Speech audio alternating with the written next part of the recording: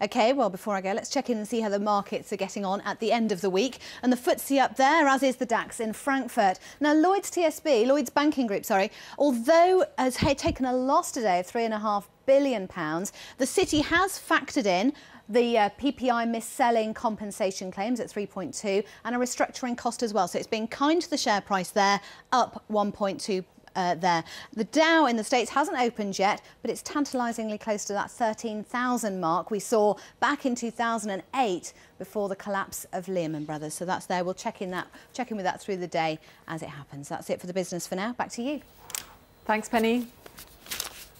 Penny is here with more on Lloyds and all the rest of the business. That's right, and the figures are big ones, as we've been hearing from Salford just there. Earlier, I spoke to a consultant who talks to all of the banks, most of the banks, and tells them how to operate with their business there and their strategy. Now, as we've been hearing, Lloyds Banking Group has made a loss of £3.5 billion for the year. It set aside £3.2 billion to cover the mis-selling scandal which affected all of the banks, payment protection insurance compensation to Andy Tinlin, who I spoke to earlier, who's an executive partner in Accenture's banking practice. Now, they advise the banks on banking strategy and business strategy.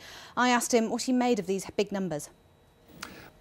A second official estimate of GDP has confirmed that the UK economy shrank by 0.2% in the last quarter of last year. Earlier, I asked Jane Foley at Rabobank if this revision is one that's closely watched.